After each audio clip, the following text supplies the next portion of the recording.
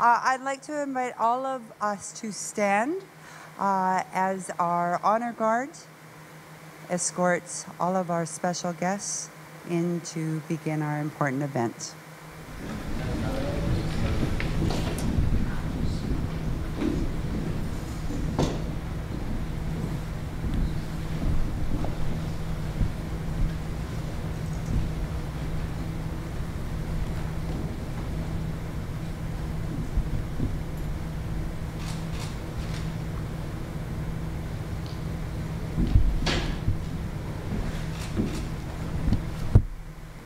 If you wouldn't mind remaining standing for a moment, I would like to call on Elder Betty Ross for the blessing. Good morning, ladies and gentlemen. I'm so honored to be here today in this special gathering. Perhaps I should say a little bit about myself. My name is Betty Ross. I'm the spiritual cultural care provider for Aboriginal Health Services health programs within the Winnipeg Regional Health Authority. And I'm a member of the Cross Lake First Nation. I'm very fluent in my Cree language. And again, I'm very honored and privileged to be here today. So with this prayer, I say my prayers in Cree.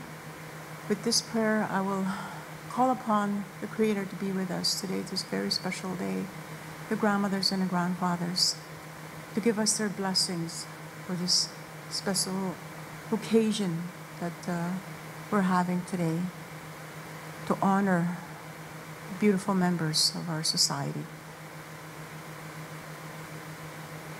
So before I start, I invite you to go deep within the recesses of your being. And there you'll find or see that's a glimmer of light, that is hope. Just focus on that hope within. And as I say the prayer in my language, we all pray in different ways. So we'll just focus and pray at this time. Agisaiman to ginanas kumitna no manus kagit sigisigag. E pagusani mitagisaiman to kita pichiga pawistawiag. E nanigisiagan us kagit sigisigag kumakape mamawiyag. Ito ni goes kaya kono utse, gitsige kono utse kape utse mamawiyagan us kagit sigisigag isaiman to. E wani goge kagi waniyago kantini menanag. Iskog. Awana sa peninigan o tetsik. Isaiman to, e pagusay ni metag. Kita pesi watsik, kita tus kenagan. Nugo minanak ni musung minanak. Wisto kita pesi ka po istago ako kumanus kay gitsik-gitsik. Mito ni kita misi minigo ako. Ani man kaya ko na magati, kati siya apataman. E kumawat sa anima kung taski, kisay man to. Kitawaniyak, ni Jensen nan. E kumano si seman to, isa pepa ko sa animuak. Kita sawe ni miyak, katato, kapawiyak, umanos kay gitsig-gisigat. Kita mas kay kapawiyak, utaski. Kita sawe ni taman, ni mami tininitsikan nan, yawinan, minantat sa agunan. Umanos, mito ni mitsimin isay man to. Ego sa mani magaitas teo, kimas inahigan. Tato ang to inimiyek, ako ni pagod sistema, kita na mauyek. Ako kita pigis ko at tameka ni mag-egon, kaisa pag-usin ni muek. Awan usay gusin tute na kisay man to. Kita peitsi ka pawis tawiyak, kita sitos ka uyak, umanos kagit sigisigag. Etatasiyag. Kita sawe ni miyak, umagati, katis itsigag, katis panikanus kagit sigisigag. Mina kita sawe ni matsikin sa osa bisnanak nus semenanak awiyag o taski. Mina giskeni tenan stu tenan giseman to ewiyag pokup matsi winu taski. Mitunit semasin. Mitunin menini tenan umanus kagit sigisigag e pagitatamo ag mina pero. Minep mutyak. Askik mina pego. Ay wasani kisay man to. Ipagusani mitnan tawid sa iya kumanus kagit sigisigag. Umagatita kami bisiyag. Kita sitos kawiyak. Kuais kita ni pawiag, utaski. Mina kuais kita sagi tuag ni nani gano utse. Mina. Tapone ni tamatuag, ewane ma. Kagi si miniag, kagi si awiag, utaski. Awe ko saan ikisemanto. Kimamitsimit nan kawas na mawiag tatugisi kami nagtatutipis kao. Tuni kimamitsimit nan o maski kagawiag, kaganagawane ko teste, maski kami nagtaise. Minwapachita matsiwin nan. Awe ko saan ikisemanto. Kinagapami naman matsiwin. Mina kinagatigis kainitin kita tisi tutaman umanuls. Tatis panik. Tati sa saweni miyak, ay tatasyak. Ay ko sani kiseman to ginanas kumitnan. Minagisagitnan, kagike, minagagike. Thank you. Good afternoon. I would like to, first of all, recognize some special guests that we have with us today. Ms. Sharon Blady, the MLA for Kirkfield Park, Minister of Justice Swan, Dave Gaudreau, MLA for St. Norbert, Marlene Bertrand, Chairperson, Status of Women. Thank you for joining us. Welcome to our 2013 Silent Witness Project Memorial. On behalf of the Family Violence Consortium of Manitoba, I would like to thank each of you for choosing to spend time with us today. As many of you know, the Family Violence Consortium of Manitoba represents over 35 family violence prevention program funded agencies consisting of shelters, second stage housing, resource centers, urban support programs, and specialized services.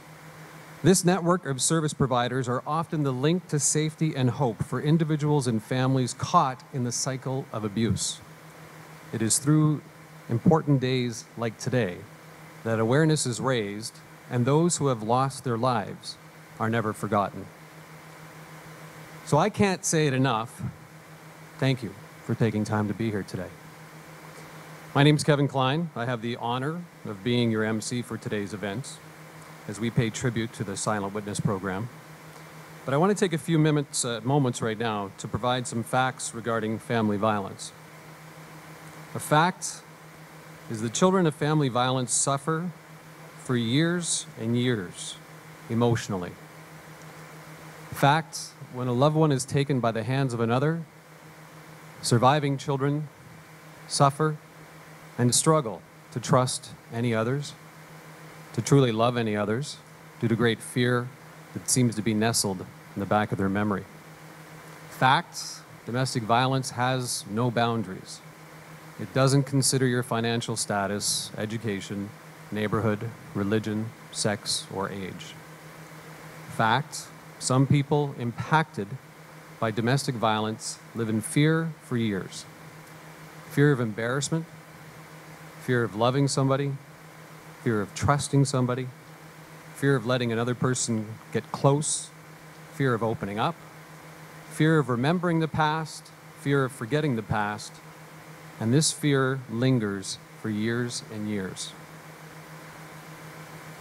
There are some facts we don't talk about, and to be honest, I cannot substantiate any of these facts with documented research. And I don't have a degree in social welfare or psychology, but I live them daily because I am a victim of domestic abuse. Her name was Joanne. She was my best friend. She was my hero. She was my strength. And she was my mom.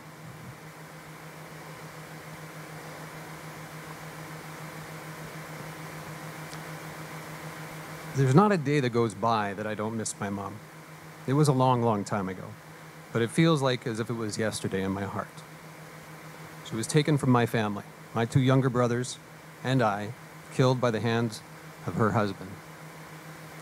There we were, kids, alone, nobody left to trust, nobody to turn to love, nobody to tell us everything will be okay, nobody to tell us to go clean our rooms, nobody to love us unconditionally. All the things our mom did. All the reasons that we loved her so much and that we continue to love her today. That's when the fear started. It set in for me. The struggle that I suffer or live through on many levels still today. Every day.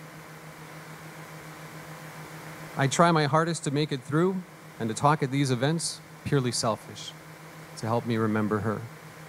I hope that it helps others. But honestly, I want to remember. I miss my mom and love her very much. The man who killed her walks free today, while my brothers and I can tell you feel like we walk alone.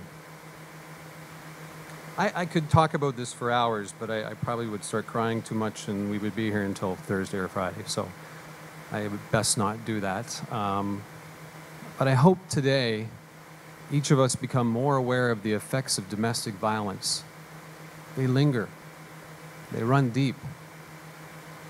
I had my son at one time come up to me after getting home from a parole hearing, asking me if the man was going to come and kill him. It's another generation. That is why your participation here today means so much to so many. And I'm very grateful to each and every one of you for being here and for remembering the victims of violence, including my mom. Told you. It is my pleasure now to introduce Ms. Sharon Blady, the MLA for Kirkfield Park.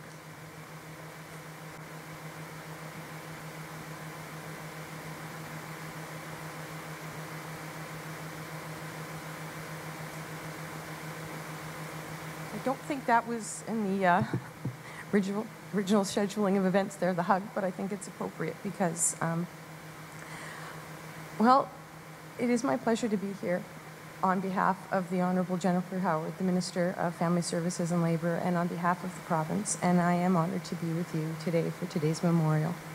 I'm also honoured to be here with two other remarkable men, the Attorney General, Andrew Swan, a friend and someone who was at my side during one of the hardest times of my life, and another friend who I've gained in the legislature, and another one we were side by side getting through some tough times, Dave Gaudreau, who again has had his life impacted by domestic violence. I myself am a survivor, and I know the legacy that it leaves for our children and for my two boys. And I hope, Kevin, that they grow up to be as strong and as passionate and as compassionate as you are. And while I've got some notes that I know the minister's office would like me to stick to, and I thank the staff that helped put them together, I can't guarantee I'm going to stay to them to the letter because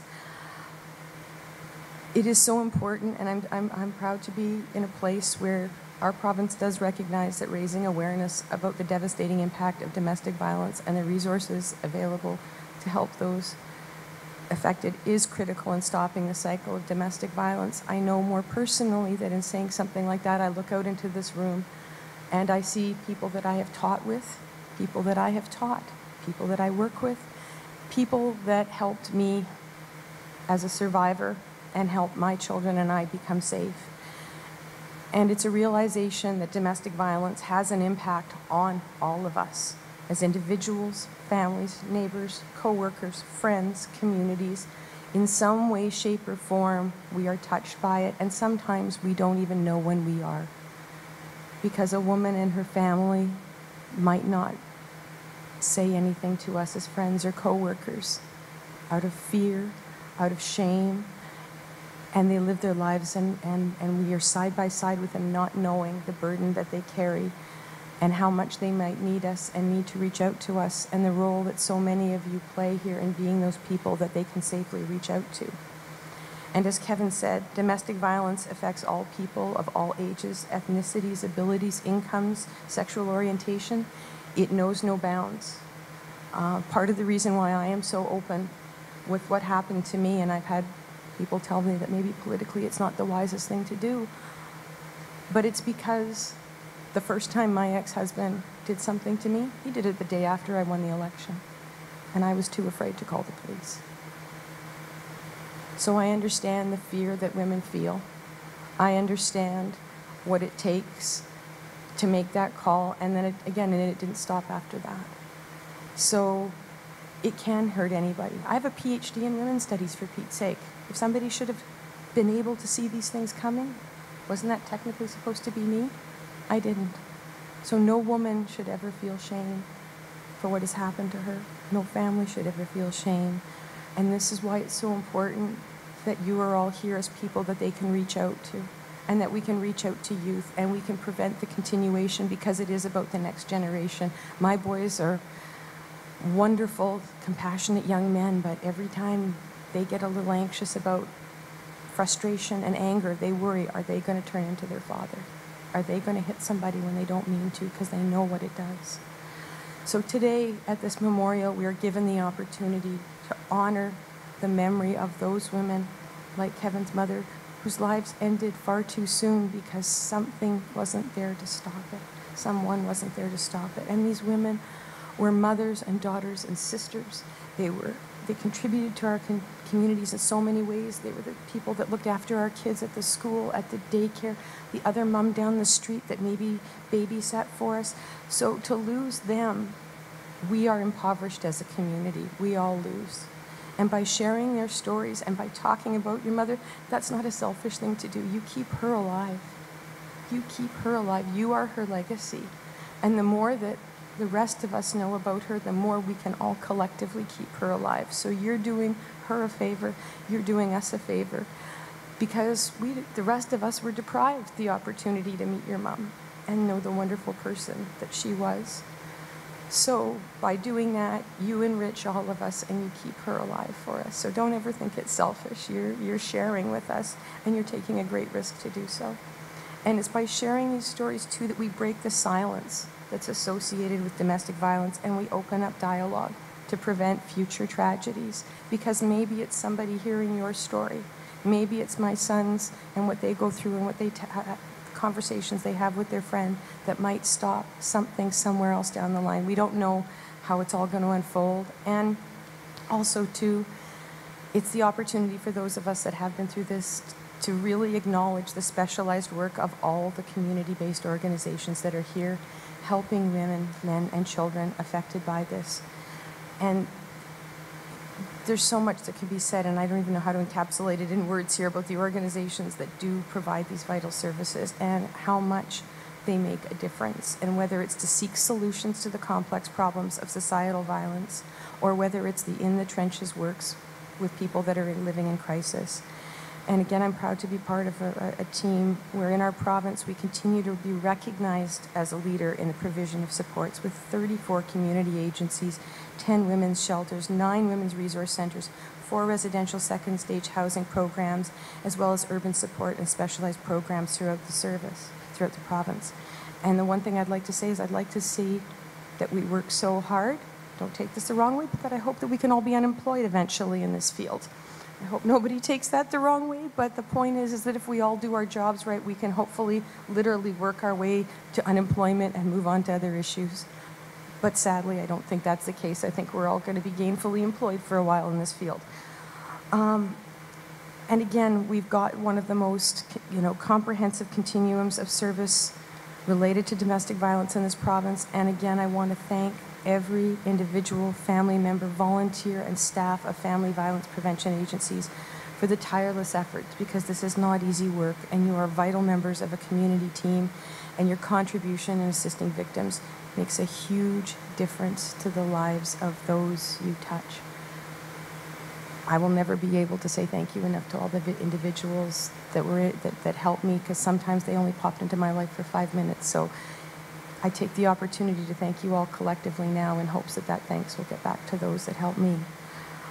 It's important that, again, that we remember that when you're in the cycle of violence, the steps that people are taking are towards increased independence, empowerment, and a life free of violence. And it takes enormous courage to reach out for help and to access the supports and services that are available.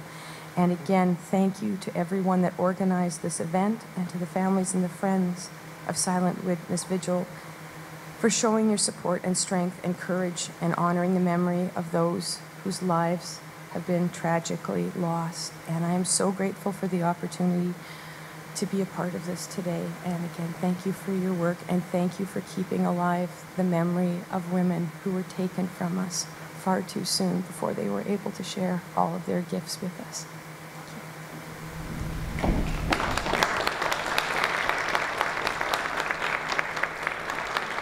Thank you. It is my pleasure now to introduce the Sisler High School dancers performing a lyrical piece entitled Hallelujah.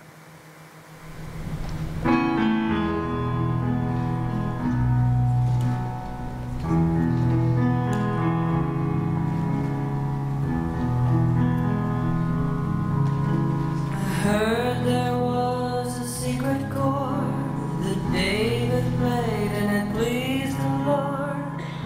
You don't really care for music, do ya? Well, it goes like this: the fourth, the fifth, the minor fall, the major lift, the baffled king composing hallelujah. Hallelujah, hallelujah, hallelujah, hallelujah.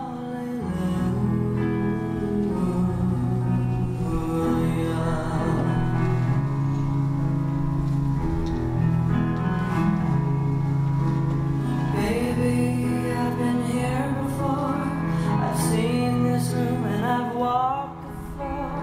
Used to live alone before I knew ya. But I've seen your flag on the marble arch.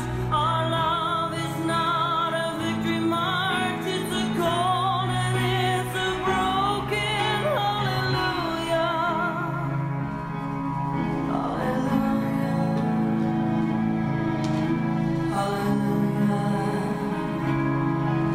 Hallelujah.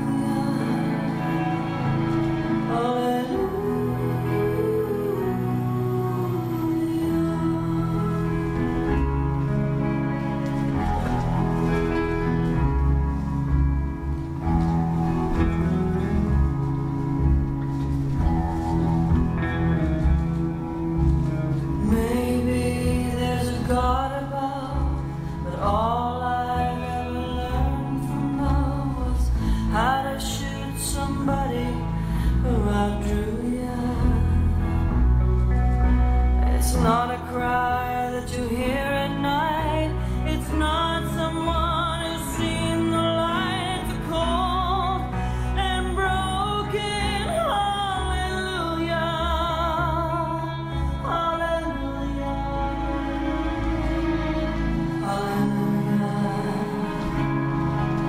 Hallelujah. Hallelujah.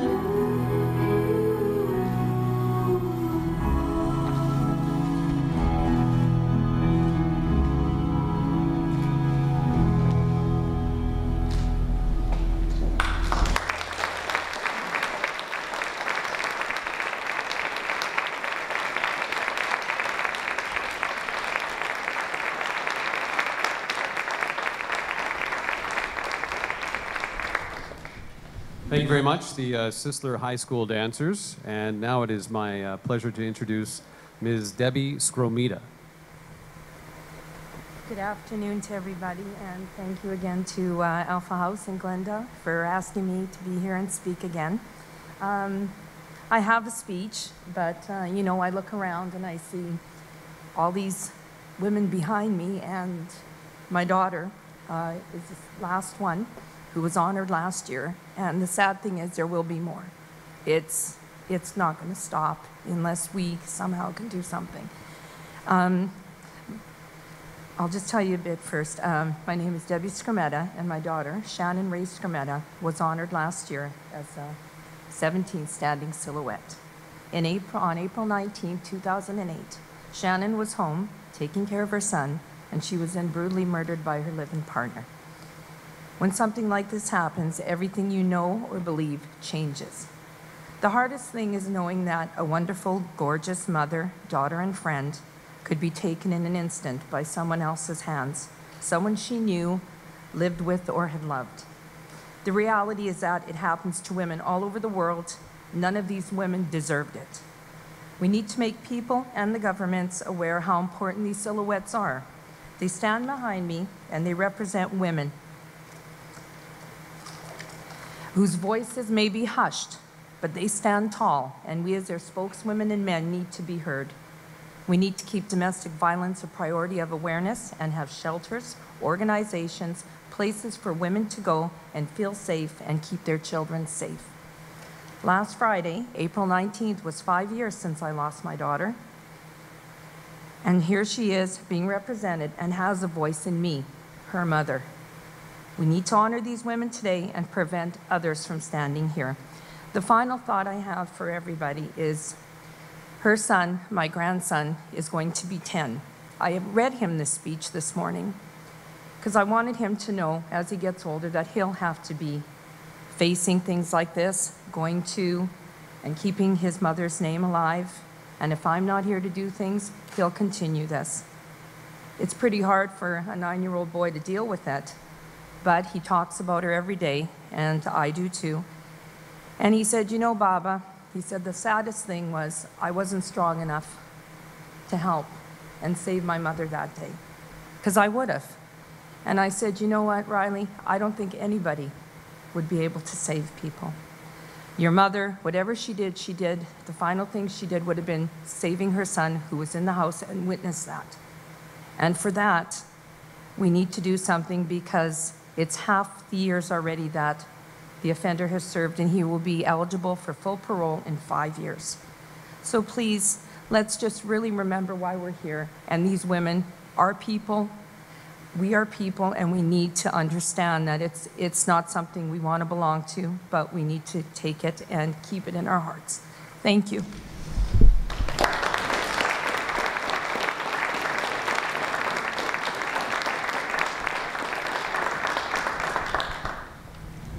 Thank you very much for sharing that.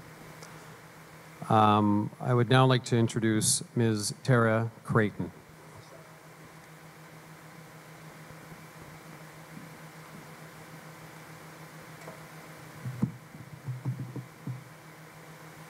Hi, I'm here today to speak about my sister, Jennifer Creighton. That picture that you see up on the screen was taken a year before she was murdered. She was 26 at the time and 27 when she died. I'm here today not only to speak about what an amazing woman she was, but to also honor her by having her remembered not just as a statistic. My story and my hope, I'm hoping will touch someone here today that is struggling through a domestic violence situation and to walk away before they too become a statistic. First and foremost, the justice system needs to change. Quoting Justice Oliphant, the killing of Jennifer Creighton has to be one of the more brutal offenses of this nature I have seen in my 19 years as a judge. You would think with that statement that a lengthy sentence would have been handed down, that he would have been locked away for a lifetime, one would hope. But no, he's out on parole, not even 10 years after he killed her. What a complete and utter disgrace. My sister's life amounted to 10 years. How could this be true? I guess my bigger purpose for being here today is to bring some awareness to how this all began. If there's anyone here today that is currently in a domestic violence relationship, please don't delude yourself into thinking he will change. It starts out with small things, spending most of her time with him, slowly separating from her friends and family, picking away and belittling her self-esteem, making her believe no one else could ever want her. I was blind to all the warning signs that are clear now looking back, and my first dose of reality came at 2 a.m., only 7 hours before I was to write a final exam in university. The call was only 2 sentences from him: "Come and get your sister. The police have been called and are on their way," and a click. I was half asleep. It didn't make sense. The police are on their way. I tried calling back, but there was no answer. I flew out of bed, got dressed, and sped over to my sister's apartment, not knowing what would happen, not knowing if she was okay. When I got there, the police already had him cuffed and in the back of the cruiser. I wasn't prepared for what I saw. It was complete chaos. Furniture overturned, broken, mirrors smashed, and blood on the floor. It looked like something out of a horror movie, except this was no movie. This was reality. I took one look at my sister. She was crying but telling me not to blame him. They were fighting, she said, and it got out of control. Out of control? I couldn't believe what she was telling me. Her face was bloody, her lips split, and her eye was swelling. I took her to the bathroom and asked her to look in the mirror. I was so angry that this had happened to her. I said, no one has the right to hit you ever, no matter how heated things become. Promise me that you'll never go back to him. You'll move out and come back home. You're worth more than that. I was in shock. Our family never had a history of domestic violence. I was blind to all the warning signs, lies, and cover-up before that evening. It was a rude awakening into a world of domestic violence. It's often shrouded in secrecy and humiliation, as was the case with my sister. How long has this been going on, I asked her, but realized without her saying a word, looking back, that it had been going on for a long time. You see, when you don't come from a family of violence, you're oblivious to it. The first time she came to visit my parents with a black eye, I remember joking with her. Nice shiner, I said. Did you run into a door? I was clumsy, she said. I tripped. You know me. Also looking back, I remember bruises on her arms and legs. Again, what happened? Again, an excuse. Oh, come on, Tara, was her response. You know I bruise easily. It's nothing. I brushed it off. 2 red flags that seemed like nothing but trivial things. She did move back home, by the way, but unknown to almost everyone, she started seeing him again and dropped the charges against him. He was never allowed to set foot in my parents' or any of our homes again. I asked her once, after I found out she was seeing him again, why she went back to him, and I'll never forget her answer.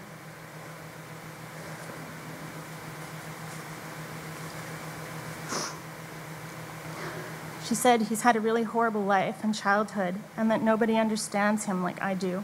He says he loves me and that he'll never hurt me again. No one gives him a chance. I can't give up on him. He's got no one. She was wrong. He did hurt her again, and the last time there was no recovery, just death.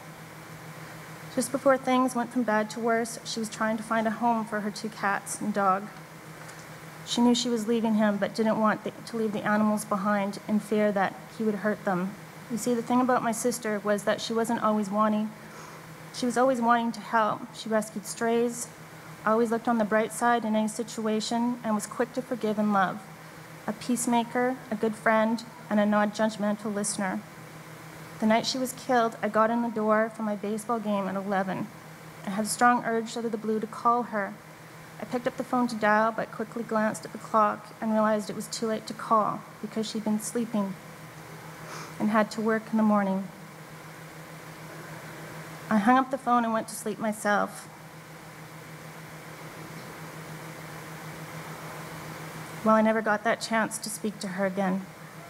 I often wonder what would have happened if I had called her that night like I'd wanted to. Trusted that instinct. Could I have saved her life? I realize there's no point in should have, as you can't change the past, but if I'm being honest, it still haunts me sometimes. The next day at work, I got a garbled voicemail message that sounded like my dad crying. I couldn't make out the words. I replayed it a few times, pieced together what I could. Come home now, he killed her. I dropped the phone and ran blindly through tears to find my husband. I didn't go to the trial. I didn't want to see him or hear the horrific things he had done to her. I begged my parents not to go too. I didn't want them to have those memories. I avoided the media, the papers, and grieved silently, remembering all the great times I had growing up with her. Our camping trips, playing baseball, Barbies, swimming, and our time at the lake. Also our mutual love of animals and her sense of humor. She can make anyone laugh and lighten any situation, no matter how tense. It was hard. I never attended any memorial events. Everyone grieves differently, I suppose. I lived in denial and anger for a long time. This is the first memorial in 11 years since her passing that I'm attending. The next part of the healing process, I suppose. My other sister, Pam, who's here today, asked me to speak. Perhaps she knew it was time I stopped hiding. Thanks, Pam. I have to give her credit. She was a champion. She went to the trial, followed all the parole board's proceedings, and went to all the events. I'm proud of you, sister. My family became a shell of who they once were. Family Christmases and functions were a nightmare, as my mom would leave the room crying, and my dad would be silent and get a faraway look in his eyes. Nobody really knowing what to say. We were all grieving. I managed fairly well over the years until I got a couple of calls and texts as I was headed out of town to celebrate my 12th wedding anniversary a few weeks ago. A Free Press reporter decided to write a feature about a woman who married my sister's killer and found out slowly that she'd been conned. Against my better judgment, I read the article. It was a puff piece that should never have been written. As any journalist knows, the meat of the story is at the beginning, as people often skim the first few paragraphs and never stop to read to the end. I was outraged that we'd print the lies that my sister's murderer told his soon-to-be wife about my sister, saying she was a drug addict and tried shooting him. What? Are you kidding me? My sister was neither. It wasn't until more than 3/4 of the way throughout the article that he cleared her name, saying there was no drug use, no shooting. It was all lies, and that she was the innocent victim of an awful crime. Bad journalism, period. It's brought my family to its knees again, opening up old wounds for no reason, just to sell some papers. No ethics, morals, or consideration for the victim's family. I'm sick of the media focusing on graphic details of crime and murderers. Does that type of crap sell papers? Yes. Does it make it right? No. We have a choice as a society to make better choices. We show the media what we want to view and watch. Unfortunately, people have become desensitized by watching movies, the news, crime shows like CSI, and cage fighting events. The level of violence being depicted has not only escalated, but has reached extreme levels. Nothing shocks anymore. I ask you to choose differently. Show them you will not tolerate violence of any kind. Money talks. It always has and always will. Stop watching the negative crap. Ratings fall, advertisers pull out, and invest in other more popular, positive interests. There's power in numbers. Let's make those numbers strong. Actions always speak louder than words. There's a few things in closing that I'd like to touch upon. One is, there isn't a day that goes by that I don't think of my sister. I think the best way I can honor her memory here today is if this story and message touches just one person in this audience. Secondly, the justice system needs to change. Less than 10 years for a crime a judge with 19 years on the bench calls one of the most horrific. What a sick joke. The power and rights need to be shifted back to the victims and their families, not the criminals. One thing besides longer sentences with less leniency is a change to the victim impact statements. This really irks me. You can tell the criminal about how he's hurt you and your family, but you can't say what you really think, that he's a low-life, selfish scumbag. Give me a break. Who are we empowering here? Psychopaths that feed off the attention? Oh, I hurt you and your family? So what? I'll be out in no time to con, abuse, and create havoc in society again. Sorry you're hurting. Life's not fair. And lastly, to the one woman in this audience that my sister's story is mirroring right at this moment, he won't change. Don't believe his lies and promises. He will hurt you again. Don't become the next statistic. Your life is worth more than that. You need to remember, it's just not your life he takes, but your absence will be felt for a lifetime for those who are left behind after you're gone. They are the ones that have to go on, pick up the pieces, and try to carry on with life. Run, and don't ever look back. Not ever. Thank you.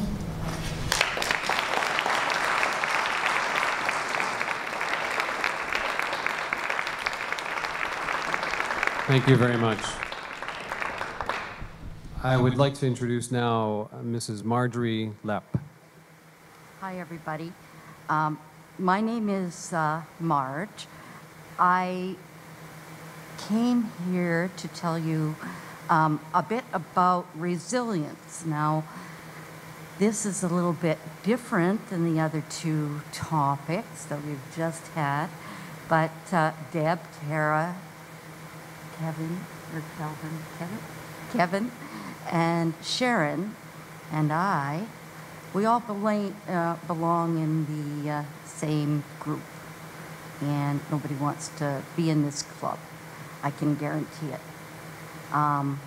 What Deb and Tara both said, I can echo. What Kevin said, I can echo. What Sharon said, I can echo. Everyone has a story to tell. Each of these women represented by these silhouettes here today has their own story to tell. As their friends and families, we will honor them by telling their stories for them. Every story has a purpose, and today I will tell you a story that spans over 13 years. I'll try to keep it to 5 minutes, though, rather than 13 years. This story is about our daughter and the road to resilience her dearest loved ones have endured since her death. We miss you so much, Corey, and we will continue to tell your stories always.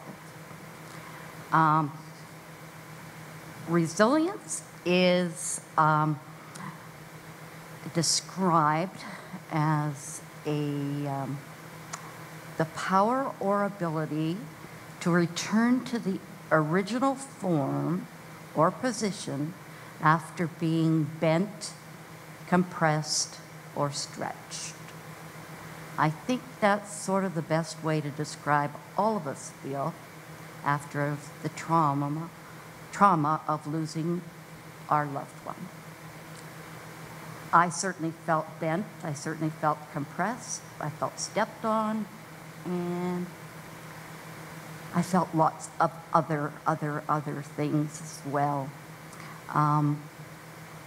In our home, we sort of live by the dates before April 23rd and after April 23rd. It seems like April's a bad month. Actually, it was exactly 13 years ago today that our daughter's battered and broken body was found, stuffed under a cabin at Lake Winnipeg, where her ex-boyfriend had taken her after he strangled her to death, in the presence of her 3-year-old son. This was the day that changed our lives and her 3-year-old son's life forever. We are now, as I said, into the 13th year after her death. I must say, we've certainly been on that elastic band that resilience describes. As I said, my first channel was kind of to look up the definition of resilience and to see if we even fit into any of those categories. There's sort of, I think, about 11 factors that promote resilience. I'll kind of go into them as they have affected our family. And you can make your decision whether I and our family have made some attempt at resilience. I have a sense that each person who goes through a trauma or catastrophe somehow starts on that road to resilience almost immediately as a survival instinct. I don't believe that we know it's positive until we examine some of the definitions and relate to other people our experiences. I do not believe in our hearts or minds that we are ever the same person, but we are assemblies of our former selves with protective instincts and learned reactions. I should probably describe myself to you first and then go from there. I'm a wife, married for 35 years to a great man named Art, my inspiration. A mom of 2, a grandmother of 1. I graduated from nursing in 1974 and have worked in critical care for over 34 years. There's not much that I have not seen or experienced in nursing. I consider myself an experienced, empathetic, knowledgeable, and caring nurse. I am, and always have been, a voracious reader. I love my family, and I would fight to the death for them. We have 2 dogs. They are the terrors of our household. They love me unconditionally. I can talk to them anytime, and they always listen. They are devoted to me, and I only hope that I could be the person my dogs think I am. This after April 23rd, 2000 period taught me a few things. I had no idea how devastating it was to lose a child. And there are far more people in this community that are victim survivors than I ever imagined. It can happen to anyone in all walks of life. Our daughter was a single parent, so after her death, we took guardianship of her 3-year-old son. I was 45 at the time. Now we were parenting again, not by choice, but by circumstance, and trying to grieve the loss of our daughter and help our grandson understand why Mommy could not come home. Just turn the clouds upside down and she'll fall out of heaven, was his thoughts. They were simple children's ideas to get her out of a place called heaven that she, to him, was trapped in. I really hated all things that related to news, newspapers, TV, world crises. We listened to music and we played games with our grandson, trying to shut out the rest of the world till we could figure out what we were doing. Our son was 17 at the time of our daughter's murder. He lost his best friend and his only sibling. He struggled with exams right after her funeral and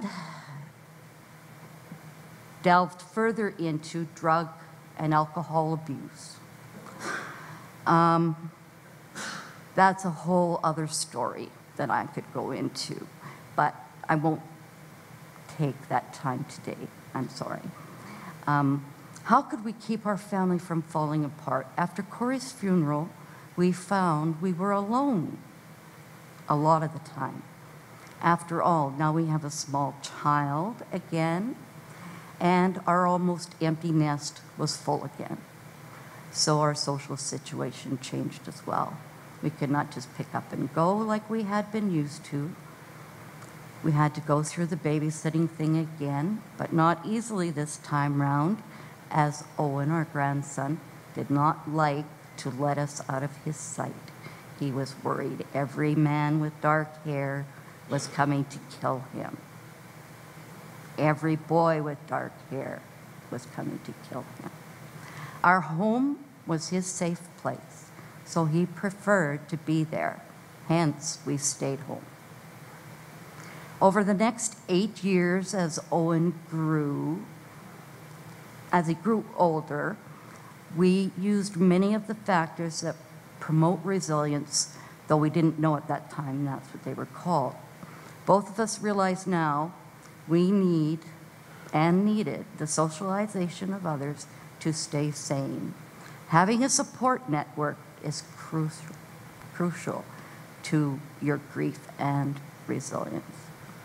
As a family, we have tended to change many of our old traditions and celebrations.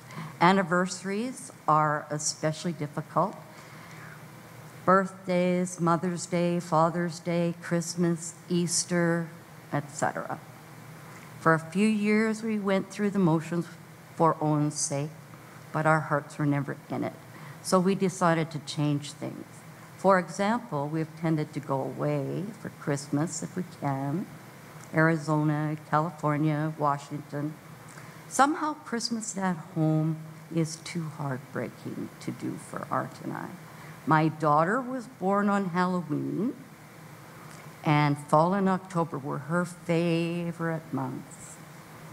We have added some special memories to October to help us survive with good memories. I often buy some form of sunflower ornament or arrangement or memento because Corey loves sunflowers. So when I get really down and out, one might find me in the sunflower section on Halloween Day. We always have a little memory birthday cake that Owen picks out for his mom. So far it meets all our needs and it helps us get through the day. I don't always cook traditional things on certain holidays anymore, just because it's too painful. For instance, the last Easter Sunday, it was Easter Sunday she died. The last Easter Sunday altogether, we had ham and scalloped potatoes made by Art and Corey because I was working nights. I stay away from that menu on Easter because it's too painful for me. I can make ham or I can make scalloped potatoes, but I can't make them both together. I'm okay if someone else does it, but I just cannot. We try to make good new memories and keep the old memories with Corey in them as our treasured memories. I have gained incredible problem-solving skills. I've determined what is best for me and my family and tend to be somewhat vocal about it. I do know that all my life I have been sort of a quiet peacemaker, hoping disputes will resolve uneventfully. I have learned that silence is not always golden. There's a point, however, between pacifism and aggressiveness that meets the requirement of resilience. It has been of increasing importance to me, the need and support of my family. It took me a long time to reveal certain circumstances of my daughter's death, so the family can understand where I am in the plight for sanity. I've come to realize they need to understand what is important to me, what is not, and why. By doing so, this helps me along my road. Initially, I wanted nothing to do with other victim survivors, as I know I would be a total basket case each time we discussed anything pertaining to our circumstances. There's probably still not a single day that goes by that some little thing reminds me of my Corey. Sometimes it brings tears to my eyes, sometimes a lump in my throat, sometimes a chuckle or two, and sometimes just a fleeting thought. I've learned there are good memories and bad memories. Those bad memories have somewhat been put in a box and opened not nearly as often.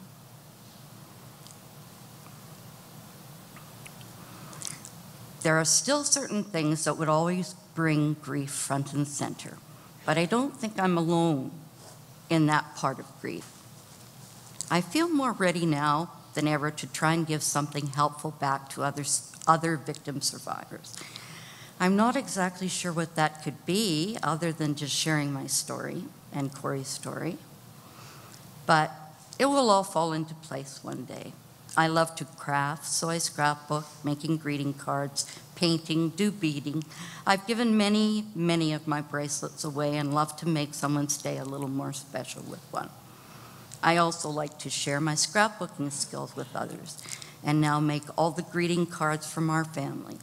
The first scrapbooking I ever did was sort of an assignment in a grief class I took shortly after Corey died. I made a memory book from her birth to death and shed many, many tears doing so. It was therapeutic, though, for me, and how the whole thing came together. We all love it now to look at it. Even her 16-year-old son, he wants to remember his mom, but those memories are fading. So this helps keep some of those moments alive for him. My husband and I found our alone time together was minimal initially. Romantically, we were so exhausted by the end of each day that we would fall into bed and barely move till morning. Thankfully, we found a family therapist who would, over several years, help us keep our marriage on track. He even gave us assignments on dating and being intimate again. The statistics on traumatic deaths in a family and the divorce rate are quite high, and one can certainly see why. Some of the questions and thoughts that went through my mind were, how could I even think of being romantic in a time like this? Shouldn't I feel guilty even smiling or laughing when my daughter's dead? I have no energy, no enthusiasm. Resilience plays a role in healing our wounds. The last thing I'll go into is spirituality. For a very long time, I was angry at God for letting my daughter die. We had a grandson who did not like to leave the house, so I used that as an excuse not to deal with my anger at God or go to church. I am a Christian. I came from a church-going family my whole entire life. He did spare my grandson, so there must have been some form of intervention. But why not Corey? I will never know this while I'm on earth. I tumbled from going to church and staying away, trying to find some semblance of spirituality and other things. It's only recently that I can go to a house of worship and feel with a feeling of need and wanting to praise and feel comfortable without that niggling of anger in the back of my mind. I'm not sure what caused this reversal other than my husband's utmost faith and love for God. He and God never gave up on me, questioning things. He's an inspiration to me, and silently I thank God every day that He is part of my life. It has taken a long time for God and I to come to an understanding, and I know I will get my answers when I meet Him at the gate. I tried to look up for a quote from the Bible to end this. I picked John 16:13. When He, the Spirit of truth, comes, He will guide you into all truth. Thank you.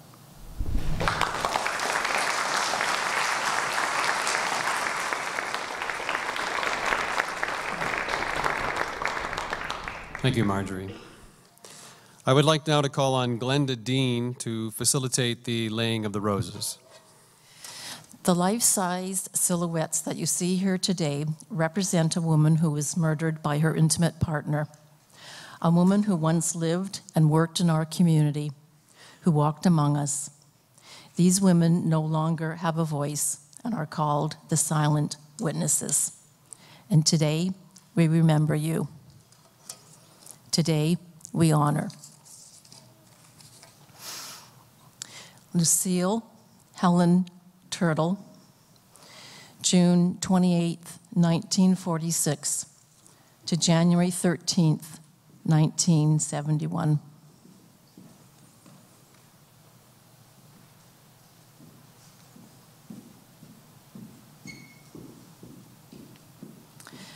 Michelle Deanie Hall, November 11th, 1958 to February 27th, 1984.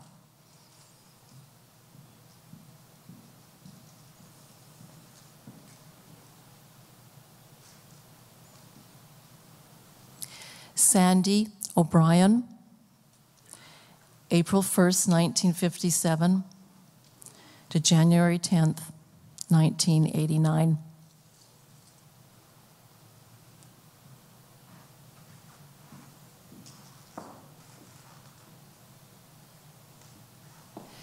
Sylvia Ann McKay,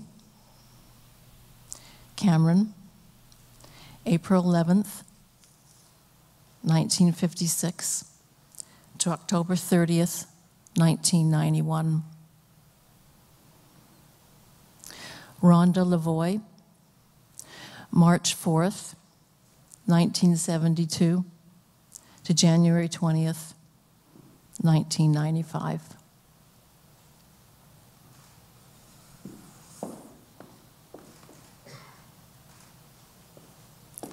Dale Elizabeth Johnson, December 13th, 1955 to May 11th, 1998.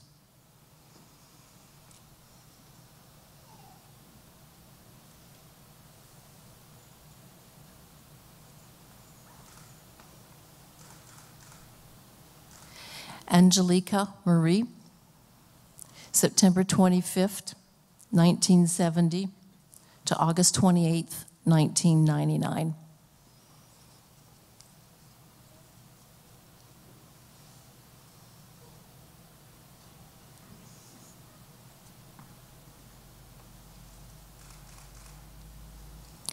Doreen LeClaire, September 27th, 1948 to February 16th, 2000.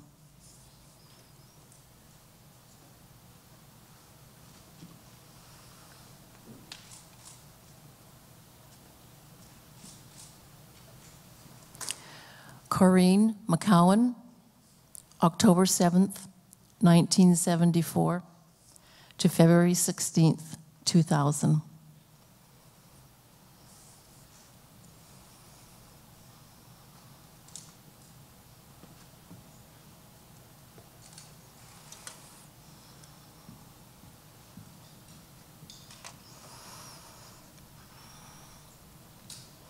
Corey Dawn Lepp, October 31st, 1979 to April 25th, 2000.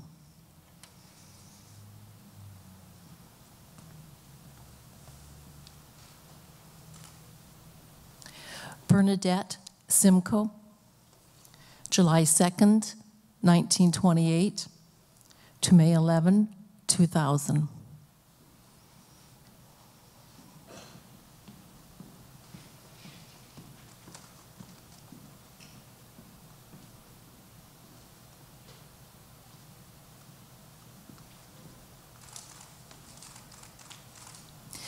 Jennifer Crichton, December 12th, 1974 to June 20, 2002. You can take some white stuff too.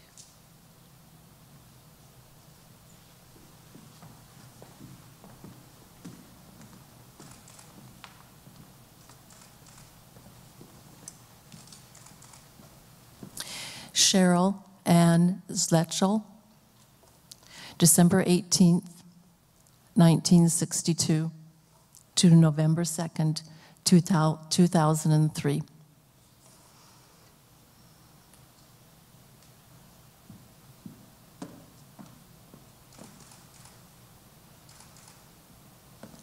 Honey Joy McKay, September 9th, 1982 to November 15th, 2003.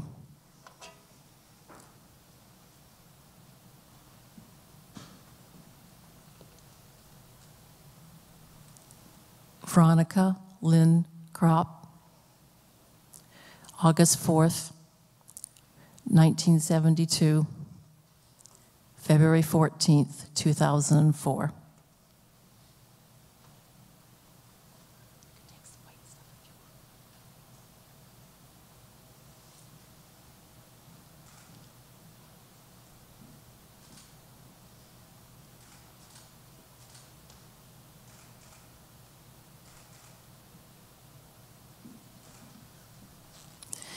Sabrina Kaplan, December 2nd, 1974, April 10th, 2005.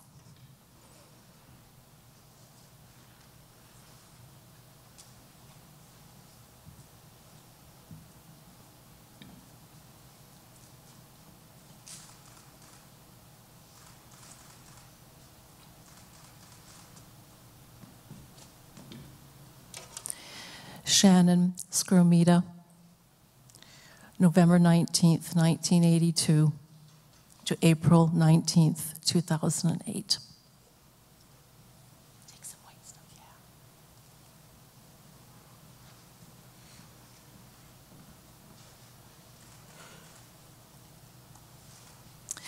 This last silhouette is the unknown silhouette and is called Remember Me. And it asks us to remember every woman who has been murdered,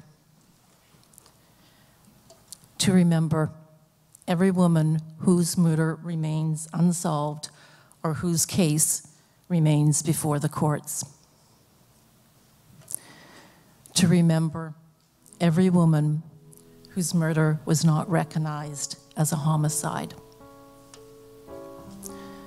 to remember every woman who has taken her own life to escape the cycle of violence, to remember our stolen sisters. To remember every woman who walks among us, who lives in fear for her own life, suffering in domestic violence, living each day at the risk of violence and harm. To remember all the women who live and die in the senseless context of violence.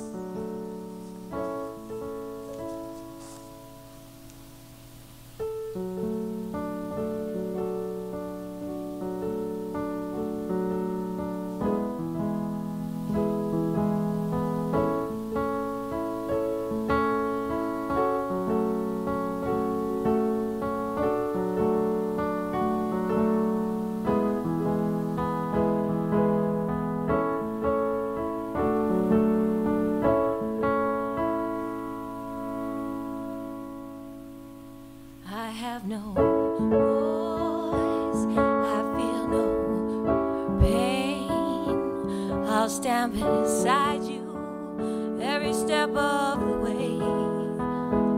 I'll see you through. There's work left to do, so no more lives will be lost in vain.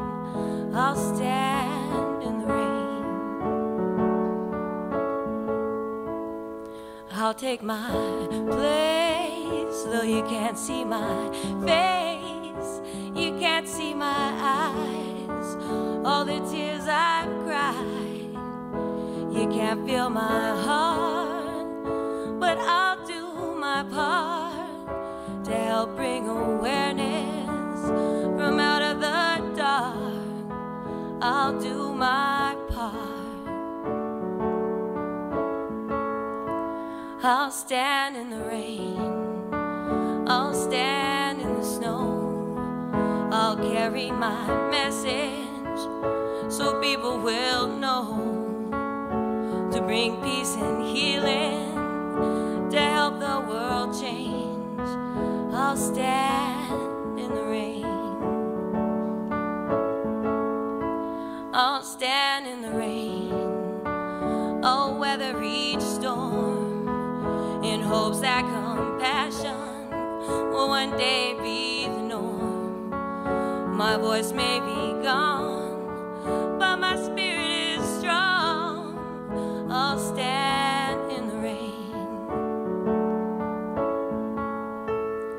Don't turn away, don't close your eyes.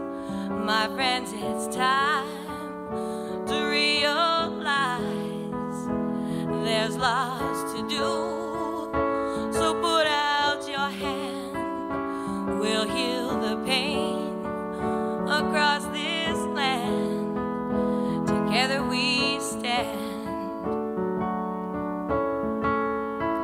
We'll stand in the rain. We'll stand in the snow. We'll carry our message so people will know. Our voice may be gone, but our spirit is strong. We'll stand in the rain. We'll stand in the rain. We'll weather each storm in hopes that compassion will one day be the norm. Our voices are silent, but our spirit remains. We'll stand in the rain. If we all work together, we'll find a new day. We'll stand in the rain. Our voices are gone, but our spirit lives on.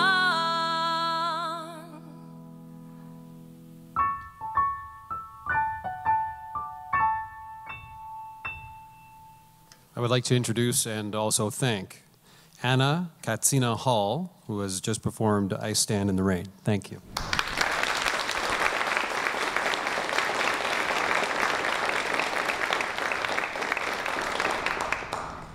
I take an opportunity now to thank all of those who made today possible. The event was funded by the Victims Fund of Justice Canada in conjunction with the National Victims of Crime Awareness Week. This year's theme, We All Have a Role, very much supports the strength, vision, and determination of all of us here today. The Silent Witness Project Committee of the Family Violence Consortium of Manitoba, it is through all their energy and dedication to making this important event happen. Most of all, we would like to thank the families and friends of all who have been impacted by devastating effects of domestic violence for sharing with us your strength, your fortitude, your wisdom, and your stories. We also should thank the West End Cultural Center for their support through the Community Arts Partnership Program, Ira's Deli for supplying refreshments that you can enjoy in the next room, and Safeway at 600 Sargent and Sherbrooke for the use of their parking lot. I would ask you now just to stand for a moment while our color guard escort the speakers out to the room.